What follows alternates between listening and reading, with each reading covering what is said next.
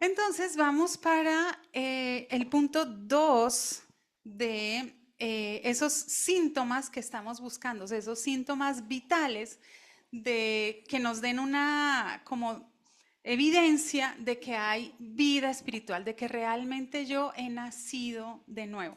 Esto, por favor, siempre apliquémoslo primero a nosotros. Usted va a ver que en las diapositivas que vamos a estar usando, en la parte práctica siempre va a haber, primero revísese usted mismo, ¿sí? Porque no podemos estar enseñando, exigiendo, demandando algo que nosotros no hemos o no estamos practicando y viviendo. Entonces, la segunda, por favor, es, habíamos visto que en la primera, perdón, para que nos contextualicemos, que no podíamos pensar que el nacer de nuevo era solamente una mejora exterior, es decir, como una remodelación de una casa, ¿sí? Solamente poniéndole mejores acabados, como que ya se viste más bonito, ya habla más bonito, ya no, no, no, eso no es a lo que nos referimos, no es ser mejor persona, no estamos hablando de una moralidad más alta, estamos hablando de un cambio de corazón, ¿sí? Que eso es algo que necesitamos, digamos, nosotros somos como precursores de eso, pero no podemos darle vida espiritual a nadie. Eso lo hace Dios a través de su Espíritu Santo. Entonces eso fue lo que vimos la vez pasada. Esta vez empezamos con el punto 2, que es la relación con el pecado cambia, ¿sí? O sea, cuando mi relación con el pecado no cambia realmente, es porque yo no he nacido de nuevo, ¿sí? Yo puedo tener, entre comillas, decir que tengo una relación con Jesús, ¿sí? Que yo conozco a Jesús, que yo sé que Él es el Hijo de Dios, que Él vino, que históricamente, o sea, está registrado eso, que yo creo como en Jesús, como creo en Cristóbal Colón. O sea, son dos personajes históricos, hay evidencias, hay registros históricos del asunto. La diferencia es que Cristóbal Colón está muerto, Jesús está vivo, ¿sí? Entonces, cuando yo digo, tengo una relación con Jesús, pero mi relación con el pecado no ha cambiado, no hay evidencia de que he nacido de nuevo, de que realmente hay una transformación. Entonces, ¿a qué va esto? A que muchas veces nosotros nos da como tranquilidad que nuestros hijos vengan a la iglesia. Y claro, eso es muy importante. ¿Sí? Yo no le voy a decir que no facilite eso, que no procure eso, que no ponga también límites firmes al respecto, pero que eso no es suficiente. ¿Sí? Yo tengo que procurar que además de que conozcan a Jesús, tengan realmente una relación con Él, que se evidencie en que la relación o la forma en cómo ellos se relacionan con el pecado sea diferente. No estamos hablando acá de que nuestros hijos no vuelvan a pecar en la vida, porque eso no es lo que Dios está demandando de nosotros. Es la forma en cómo nos relacionamos con el pecado lo que debe cambiar. No quiere decir que no vamos a tropezar, no quiere decir que no vamos a tener fallas.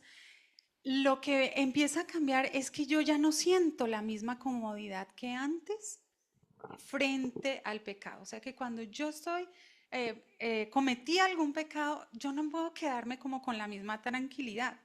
Es decir, yo no puedo estar en desobediencia sin conflicto interno, ¿sí? No puedo, digamos, tener los mismos pensamientos, actitudes que me llevaban al pecado y seguir como si nada. ¿Mm? Que ahora el pecado sí me duele, ahora el pecado sí me incomoda, ¿sí? O hasta el punto de decirle, ahora sí no puedo dormir de la misma manera, ¿sí? Cuando yo sé que estoy en algo que desagrada a Dios. No quiere decir que la carne desaparezca. Eso sucederá el día en que muramos. Por eso es necesario que nosotros, esta carne muera, esto es corrupto, esto siempre nos va a llevar, este estuche, a ser atraído por cosas que se oponen a Dios y por eso es necesario que muramos y seamos glorificados para poder estar con Dios cara a cara, ¿sí? O bueno, es una de las razones. Entonces no quiere decir que la carne va a desaparecer, pero que ya ella no gobierna sin algo que se le oponga. ¿Sí? ¿Ve la diferencia? A eso es lo que nosotros necesitamos llevar a nuestros hijos y por eso es que le digo, si usted no lo está viviendo, ¿sí? Es necesario que levante la mano y diga, oigan, yo creo que yo necesito revisar bien si he nacido de nuevo, porque, o sea, yo puedo pecar y antes, o sea, este es otro de los síntomas de no haber nacido de nuevo, de estar en una posición indiferente al pecado o no haber cambiado mi relación con el pecado es, yo incluso puedo justificarlo, ¿sí? Puedo decir, no, no, no, es que, o sea, es el apellido, todos somos así, ¿sí? Es que, o sea, a ver, ¿quién nunca ha hecho esto? ¿Sí? No, no, no, empiezo a tratar como de buscar una razón para poder seguir en lo mismo, ¿sí? Es todo el mundo lo hace, entonces, ¿por qué yo no? Empiezo a buscar esas razones. Entonces, mi corazón lo que empieza a hacer es como una cauterización, ¿sí? Y es, yo puedo seguir viniendo, para poder seguir viniendo a la iglesia y no cambiar mi relación con el pecado, yo necesito endurecer mi corazón. O sea, no puede uno seguir, o sea, si es una iglesia de sana doctrina, si es una iglesia donde está, ¿me entiende?, metiéndosela al rancho y todo eso, y el Espíritu Santo se mueve, o sea, no hay forma de que yo pueda continuar en lo mismo. Pero sí voy a necesitar, o sea, para seguir entrar en esa vida religiosa, endurecer mi corazón. ¿Y sabe qué es eso? Básicamente eso es un callo en el alma, un callo en el corazón. Usted ha visto, no sé, pero a mí me pasó cuando yo les he comentado, yo bailé ballet durante mucho tiempo. Las primeras veces que nos poníamos esas zapatillas para poder caminar de una manera que no estamos diseñados para hacerlo, porque el cuerpo no fue diseñado para caminar en las puntas, ¿sí? Estaba cambiando absolutamente toda la biomecánica, empezaron a salir callos. Yo tenía una compañera que era médica y ella se anestesiaba los dedos delante de nosotras todas para poder ponerse las zapatillas, ¿sí? Entonces, eso es algo que necesitamos empezar a hacer, porque si yo quiero estar en la iglesia y supuestamente tener una relación con Jesús, pero yo quiero seguir pecando, yo todas las noches, en algún momento tengo que anestesiarme, ¿sí? Entonces, son cosas a las que usted tiene que empezar a revisar. ¿Cómo voy a trabajar eso con mis hijos? Yo no puedo ser indiferente frente al pecado, yo no puedo mirar al otro lado, yo no puedo decir, ay no, pues es que esto no, pues no es tan grave, por lo menos no está por allá drogándose, ¿sí? No, yo no puedo minimizar las consecuencias del pecado, porque eso lo va a llevar a una anestesia espiritual, a una tibieza espiritual y a una muerte espiritual eventualmente, o sea, a continuar en una tibieza espiritual. Para eso yo quiero que me acompañe, por favor, a segunda de Corintios, ¿sí? Versículos 7 al 10. Y les voy a leer esta versión. Dice, la tristeza, que es según Dios, produce arrepentimiento para salvación, de que no hay que arrepentirse. O sea, de esa tristeza no tenemos que arrepentirnos porque produce salvación. Pero la tristeza del mundo produce muerte. La angustia, esta es otra forma de hablar de esa tristeza. La angustia, dolor, aflicción, peligro, miseria, desgracia, ¿sí?, que nos lleva hacia Dios, hace precisamente eso. O sea, nos pone triste para llevarnos a Dios. Nos hace dar un giro, nos devuelve al camino de la salvación. Nunca nos arrepentimos de ese tipo de dolor o de ese tipo de angustia o de ese tipo de quebrantamiento. Pero aquellos que dejan que la angustia los aleje de Dios, aquellos que dejan que el dolor los aleje de Dios, que la desgracia los aleje de Dios, están llenos de remordimientos y acaban en su lecho de muerte lleno de remordimientos. Es decir, llegan a su vejez al punto de, antes de morirse, llenos de remordimientos. Esa versión para mí es muchísimo más fuerte. Entonces yo le digo, a veces nosotros como papás creemos que la función que tenemos es evitarle el dolor a nuestros hijos.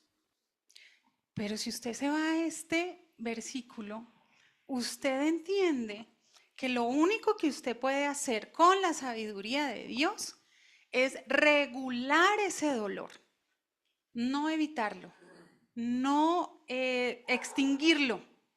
Es con la ayuda de Dios regularlo. ¿Para qué? Para que ese dolor lo acerque a Dios, para que él pueda ver la necesidad que tiene de Dios en su vida.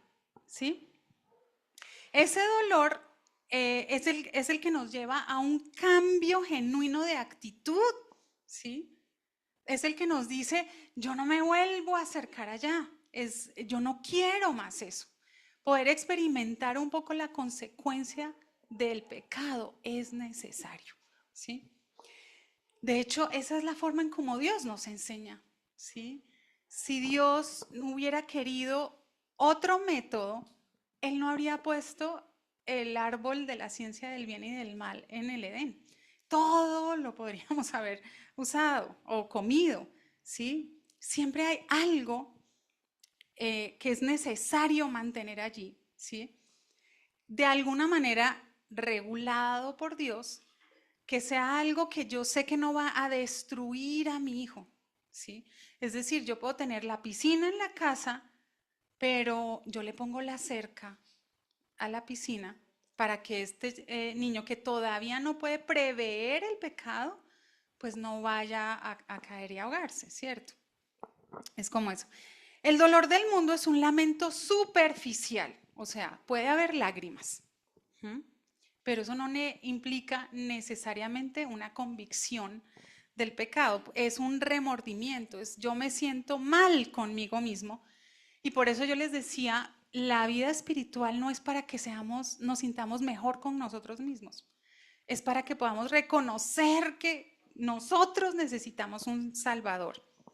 Y el dolor del mundo lo que está o lo que nos va a llevar es a alejarnos de de los efectos de esas decisiones equivocadas, que son la vergüenza, el orgullo herido o la frustración.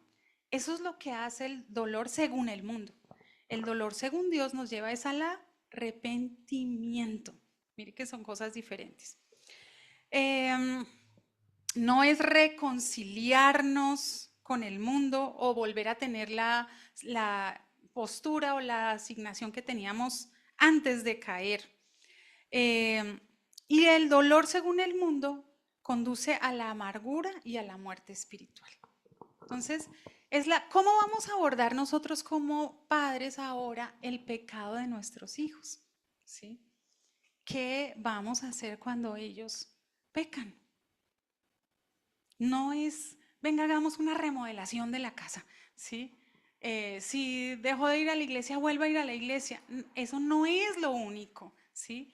De hecho, yo a veces he entendido que, digamos, hacer solamente esos cambios externos, lo que producen son cosas peores, ¿sí? Y siempre les he hablado de la cicatrización en los procesos de una quemadura. Cuando una persona se quema, lo primero que se reconstruye es la primera capita de la piel, la epidermis. Las otras capas no se han sanado. Y lo que nosotros como terapistas, esa es una de las, digamos, rotaciones más duras que yo tuve fue el hospital de quemados. Tenemos que arrancar la costra, lavarla, ¿sí? Para que quede destapada y se siga sanando desde lo profundo hasta lo superficial. Ese es un proceso que se llama debridación y es muy doloroso. Entonces lo que yo le estoy diciendo acá es no trate de lo primero que quiera hacer cuando ve pecado en sus hijos, es venga tapemos, venga vuelva a la iglesia, venga, o sea, haga tal oración express, ¿sí? No, necesitamos saber, bueno, ¿qué te llevó a eso? ¿Por qué te sentiste atraído hacia eso? ¿Cómo la luchaste? ¿No la luchaste? ¿Qué piensas tú de eso? ¿Quieres seguir en lo mismo? ¿Quieres saber esto a dónde te guía? ¿Sí? ¿A dónde te va a llevar? Pero eso no lo podemos hacer si nosotros no lo vivimos de esa manera. Y aquí le quiero dar entonces, vamos a la siguiente, la parte práctica de ese punto, de qué tengo que hacer entonces para que mi relación con el pecado cambie, ¿sí? Con los chicos. Entonces uno es, permítale consecuentar de las decisiones que él toma. Y yo siempre les pongo el ejemplo, o sea, no vamos a estar allí para como rescatar a nuestros hijos del problema en el que se metieron, siempre, ¿sí? Y es, bueno, a mí se me quedó la tarea, no, pues allá va uno y se la lleva, ¿cierto? O sea, como desde esas cosas tan pequeñitas hasta, bueno, ¿mentiste? Ok, hay que confesarlo y hay que apartarse. No solamente es confesar, no solamente es, bueno, apartémonos y yo te ayudo para que esto no sea tan grave, para que nadie se dé cuenta, no. ¿Listo?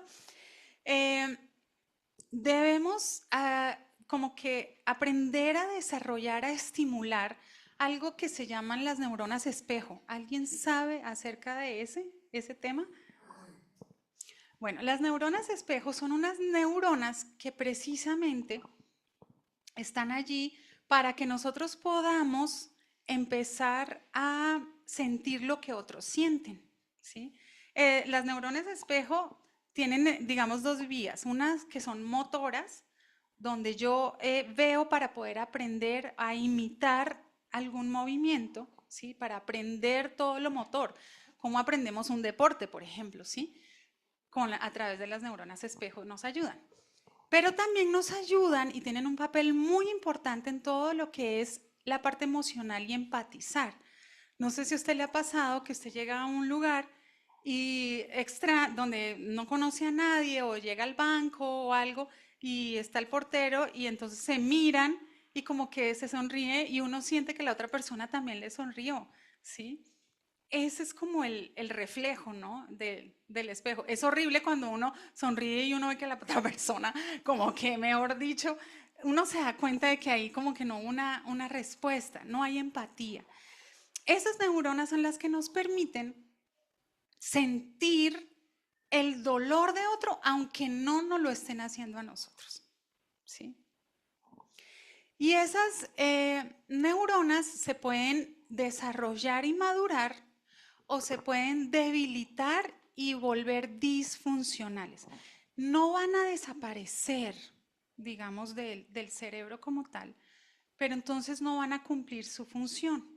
Entonces vamos a ver cómo podemos ayudar a que esto suceda, porque si uno crece, digamos, y las neuronas espejo no están funcionando bien, yo digo, va a ser mucho más fácil, digamos, herir a los demás. Va a ser mucho más fácil, eh, digamos, no poder entender y sentir con el corazón de Dios, ¿sí?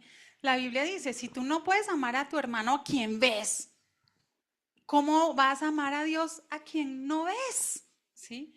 Entonces, estas son como canales que yo digo, el Señor en su sabiduría diseña dentro de nuestra estructura neurológica para que nosotros podamos vivir también una vida espiritual saludable. O sea, nunca fue diseñado el ser humano para que se desconectara completamente de toda su parte cerebral, racional y todo de las partes espiritual.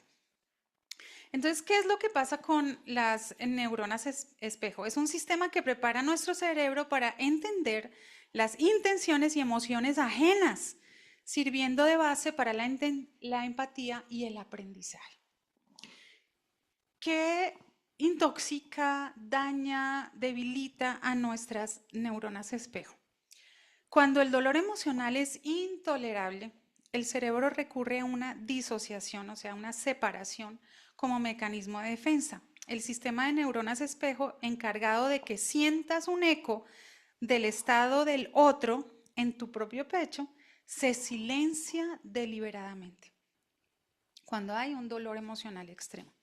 El cerebro apaga esta resonancia emocional para protegerte de la sobrecarga del sufrimiento. Es decir, creo que a alguien se le han, ¿cómo se dice? Como disparado los breaks en la casa y ¡puf! Todo queda sin luz. Les tacos, eso, gracias. Sí, es más o menos como eso, ¿sí? Entonces, es para protegernos de esas descargas emocionales. Lo otro es cuando nosotros vivimos un evento de estrés muy alto, estrés postraumático se llama eso. Nuestras estructuras cerebrales que están diseñadas para interpretar toda la parte emocional entran como en una hiperactividad. Hagan de cuenta, queda como en una especie de cortocircuito, ¿sí? Entonces queda como hipersensible a todo ese asunto. Entonces es muy difícil procesar los estados mentales ajenos de una manera neutral, o sea, de una manera objetiva, porque uno está como en cortocircuito allá adentro. Y lo otro que puede pasar es que nos vamos al otro extremo. Y es que en lugar de dejar de sentir, de poder interpretar las emociones de los otros, de leer los contextos emocionales, lo que hacemos es una hiperempatía, ¿sí?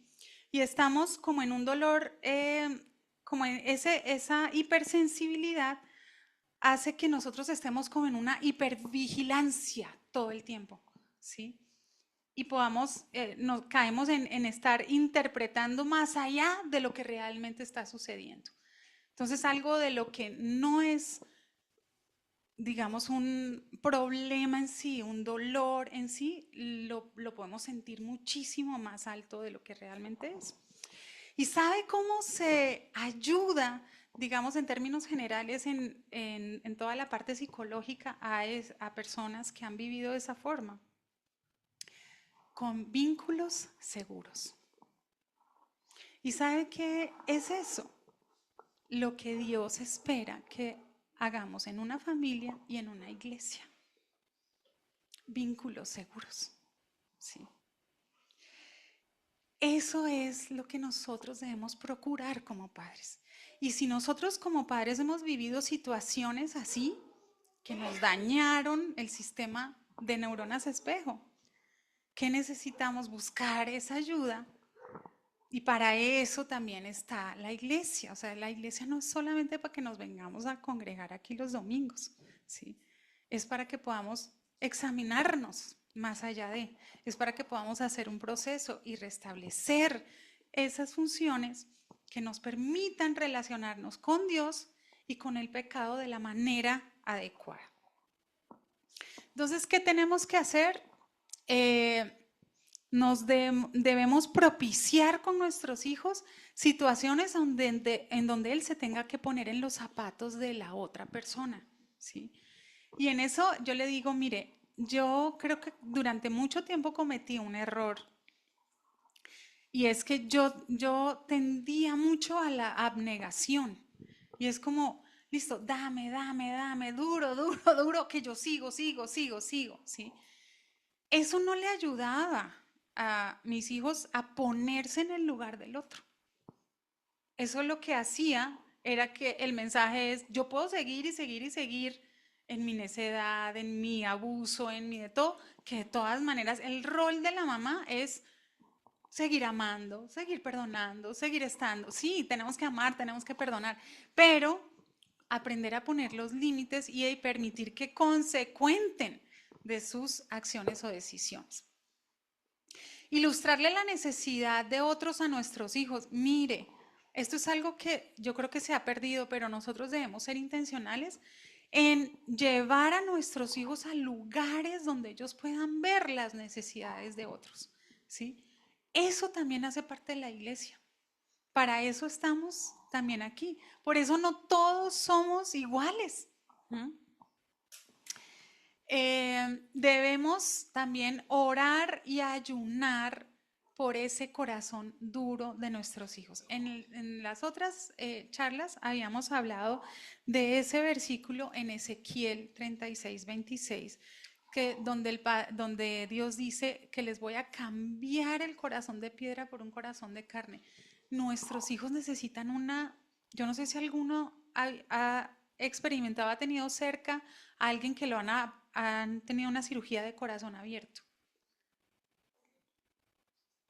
O sea, la familia de esa persona, a mí me tocó estar cerca de un niño que tuvo que pasar por una cirugía así.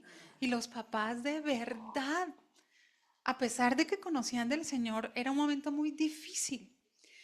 Yo digo, ¿cómo estamos nosotros entendiendo que nuestros hijos necesitan una cirugía de corazón abierto por parte de Dios para que el corazón de piedra sea cambiado por un corazón de carne? Y esos papás oraban por el médico que les iba a atender, oraban durante todo el tiempo desde que entró a cirugía hasta que salió, luego la rehabilitación. Si eso es en lo físico, nosotros estamos orando así de desesperadamente para que el corazón de nuestros hijos sea cambiado, entendiendo que no es a punta de juguete o sí, yo puedo dar un excelente ejemplo, gloria a Dios, qué bueno, pero no es lo único. Necesitamos la intervención de Dios allí. Y otra de las cosas que yo creo que a mí me ayudó en esa parte, con mis hijos también, mire, mis oraciones eran, Señor, si mis hijos están en pecado, que los cojan rapidito, que salga rápido esto, rápido a la luz, ¿sí? O sea, que no se demoren, que mi casa no pueda ser un lugar en donde el pecado se camufla, ¿sí? Y para eso nosotros tenemos que mantener una vida en rectitud primero nosotros, y nosotros tenemos que mantener el fuego prendido en nuestra casa, ¿sí? Y no dejar entrar la tibieza y la frialdad espiritual en nuestra casa. Entonces yo le digo, ¿estamos haciendo eso en la casa? ¿Usted revisa de vez en cuando qué ha dejado entrar a su casa? ¿Sí? Lo otro es enséñele a su hijo cómo se vence el pecado. ¿Sí? Primera de Juan 1:9 nos dice que si nosotros confesamos, que nosotros debemos confesar y apartarnos. Son dos cosas. Mire, a veces nosotros estamos más afanados porque nuestros hijos se aparten. Y mire, claro, yo lo entiendo, yo lo he vivido, ¿sí? Pero nos saltamos el pedazo de la confesión. Y confesión no es ir a un lugar con una bolsa, una chuspa, para que no se le vea la cara en esa mallita y sí, no, es poderle decir a esa persona con la que me veo todos los días, todos los domingos, esas autoridad espiritual, y decirle, mira, ¿sabes qué? Fallé en esto, pequé, o me siento atraído por, ¿sí? Y no dar espacio. Y ahí sí, entonces apartarme. Cuando yo confieso, yo estoy sacando ese pecado, digamos, del terreno del enemigo y lo estoy pasando al terreno de la luz. Mientras yo no confiese, el pecado sigue, digamos, en la cancha del enemigo y le van a meter muchos goles, a pesar de que usted se quiera apartar. Entonces, las dos cosas son necesarias. Y a veces uno piensa, ay, eso es tan fácil. Y yo le digo, no, eso es duro, es duro. Y Dios sabía, pero es necesario. Y lo otro que yo le recomiendo para este punto de manera práctica es cuéntele a su hijo su testimonio. Si usted no tiene un testimonio, empecemos entonces por eso, ¿sí? Usted tiene que tener en su vida un antes y un después, ¿sí? Yo antes hacía esto y esto y esto, ahora esto y esto, ¿sí? El sentarme, yo le digo con mis hijos en su momento, a hablar de mis pecados. Y yo no le estoy diciendo que usted haga esto a la ligera, hágalo con la dirección del Señor, háblelo con sus pastores, ¿sí? ¿En qué momento? ¿En qué edad? ¿Sí? ¿Cómo lo hace? O sea, esto no es una cosa de ser ligero en el asunto o superficial porque pierde también el efecto. Pero poderles decir, mira, esto que estamos viviendo no solamente es por la punta de iceberg que se ve. Te quiero decir que en mi juventud, cuando yo tal cosa, cuando yo tal otra, esto y esto pasó. Yo no sabía esto, no me justifico, pero estas son cosas que se cosecharon porque se sembraron mal, ¿sí? ¿Mm? Sí, exacto. Y yo le tengo que enseñar a ellos, cuando dice, enséñale cómo se vence el pecado, cómo se batalla. Mira, esto es una herencia que viene, ¿sí? De atrás, en mi casa, en mi vida, en la vida de tu papá, ¿sí? Y con lo que nosotros no vencimos, a ellos les va a tocar. Eso sí le digo, si usted no vence esos pecados, sus hijos van a batallar con ellos. Entonces, necesitamos aprender de cómo el Señor dice que la iniquidad se resuelve. La iniquidad es ese eco que nos persigue, esa historia que sí, o sea, el 2.0 de tu vida pecaminosa. ¿Qué legado quieres dejar tú? Entonces vamos a dejar hasta ahí, ¿sí? Porque la idea es que usted siga contestando esas preguntas. Mire, hemos visto hasta ahora tres formas en las que necesitamos examinarnos para saber si tenemos vida espiritual, si hay un nacimiento, he nacido de nuevo, para yo poder entonces ayudar a mis hijos a hacerlo. Tenemos tarea, ¿sí? Primero, ¿sí ve que ahí dice, revísese usted primero? Es necesario. Ah, listo. Ya está la diapositiva en el chat. Entonces vamos a cerrar ahí y vamos a